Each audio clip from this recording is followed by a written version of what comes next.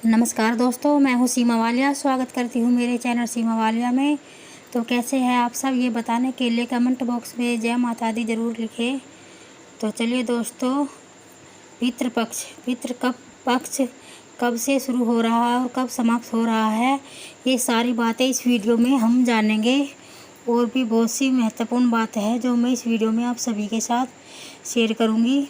हमें कौन कौन से कार्य करने हैं और कौन कौन से कार्य नहीं करने हैं और कौन कौन से नियम विधि हमें करने हैं, तो ये सारी बातें इसी वीडियो में मैं आप सभी के साथ बताऊंगी।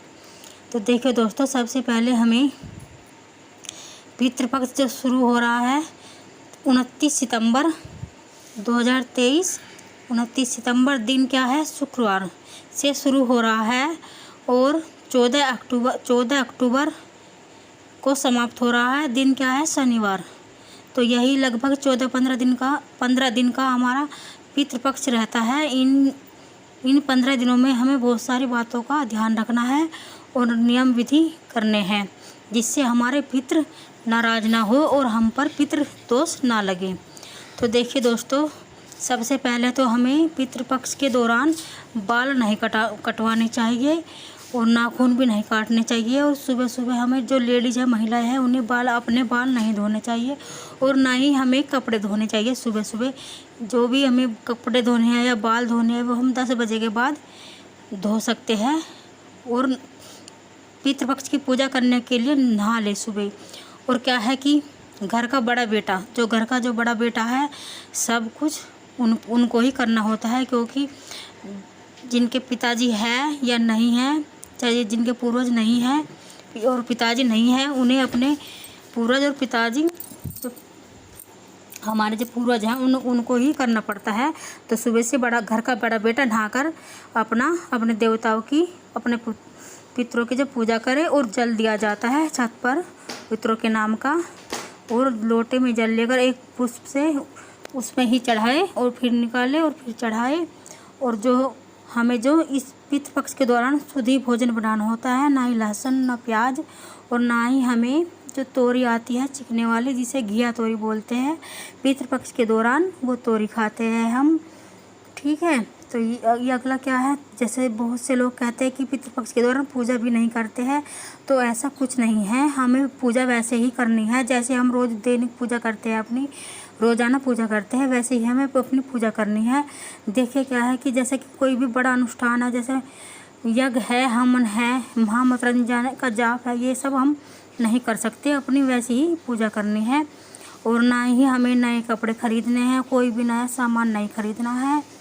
तो क्योंकि हमारे जो पितृ है, वे, उनकी आत्माओं को ठेस पहुंचती है कि ये देखो, हमें याद करने के बजाय नए नई चीज़ें खरीद रहे हैं और नए कपड़े पहन रहे हैं, तो उनकी आत्मा को दुख होता है। तो हमें ये कार्य भी नहीं करना चाहिए। ठीक है।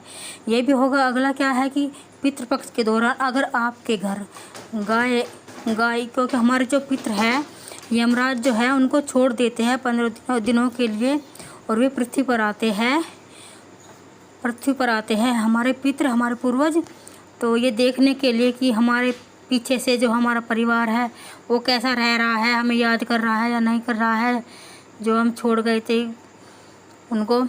जैसे बिल्ली है, कुत्ता है, गाय है, बैल है या कौवा है कि पक्षियों के रूप में भी आ सकते हैं। ये सब रूप में हमारे पितृ आ सकते हैं।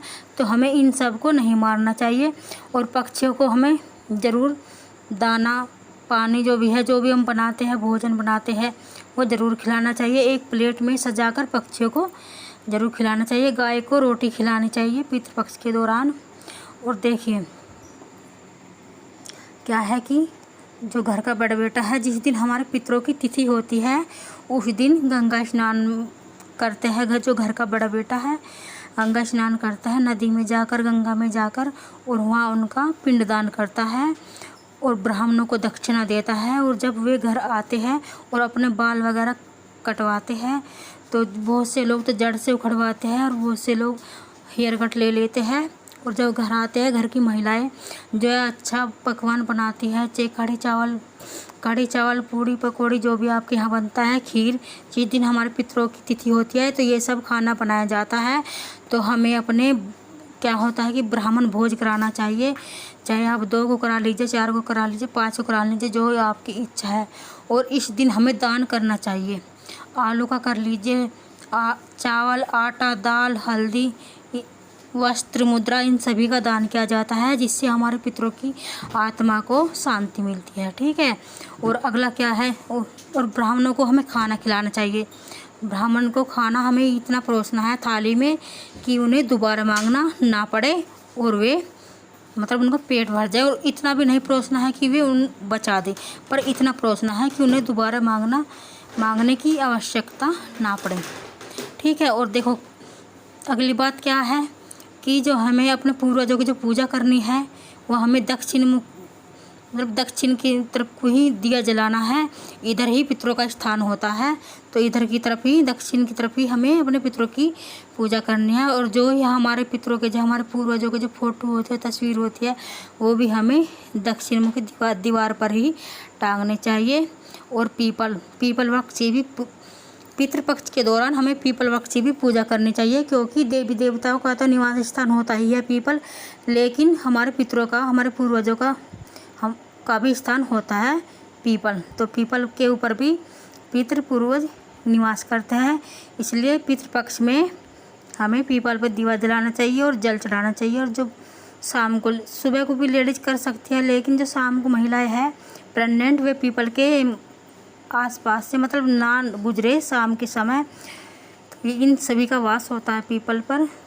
ठीक है। तो क्या है, अगली बात क्या है कि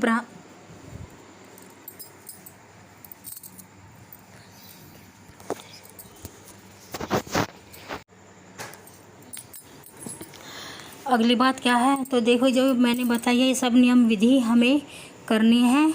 जो गाय है, बैल है, मतलब बिल्ली, कुत्ता, इन सबको हमें नहीं मारना है। और ये हमें अपने बाल, नाखून वगैरह सब पहले से ही काट लेने हैं। सबकी तैयारी पहले से ही हमें कर लेनी है, क्योंकि और इसमें कोई नया कार्य नहीं होता। और हाँ, कोई और मतलब कई महिलाएं कहती हैं कि इसमें सिंदूर वगैरह भी नहीं लगाया जाता। तो देखिए, इतना नियम विधि मानने की ज़रूरत नहीं है। सिंदूर तो लगा सकते हैं, और बहुत सी महिलाएं या औरतें कहती है कि दूध भी नहीं पीते, लेकिन ऐसा नहीं होता। जो छोटे बच्चे हैं, हम बड़े हैं और मतलब बुजुर्ग आदमी हैं, उनका कैसे चलेगा सब दूध के बिना। तो दूध तो पिया जाता है, चाय वगैरह सब पी जाती है, ऐसा कुछ नहीं है। ये तो हमने पहली बार ही सुना है कि दूध नहीं पिया जाता। ठीक है। तो यही हमारे सारे नियम विधि थे। हमें अपने पितरों की 15 दिनों में मतलब अच्छे से वो करनी है, वो घर के बड़े बेटे को, क्योंकि बड़े बेटे पे ही पितृदोष लगता है। अगर पितृदोष हमारे ऊपर लगता है तो होता है, तो हम 2 रोटी हम सुख शांति से नहीं खा सकते। इसलिए हमारे से भूल कर भी कोई गलती ना हो, जिससे हमारे पितृ, हमारे पूर्वज हमसे नाराज़ हो जाए, और वो नाराज़ होकर हमें फिर सज़ा भी देते हैं। तो इसलिए ध्यान रखनी है। तो इन सारी बातों का हमें ध्यान रखना है। और रोज़ हमें चिड़ियों को, पक्षियों को एक प्लेट में सजाकर, जो भी आप बनाते हो, वो हमें छत पर रखना है, ताकि वे खा सके। पता नहीं हमारे पितृ, हमारे पूर्वज कौन से रूप में आ जाए। तो दोस्तों, अगर ये वीडियो हमारे यहीं तक का था। अगर आप लोगों को मेरी वीडियो पसंद आती है तो चैनल को सब्सक्राइब करो और मेरी वीडियो को लाइक शेयर करो। और मिलती हूँ आपसे अगली वीडियो में किसी और टॉपिक के साथ। तब तक के लिए नमस्कार दोस्तों।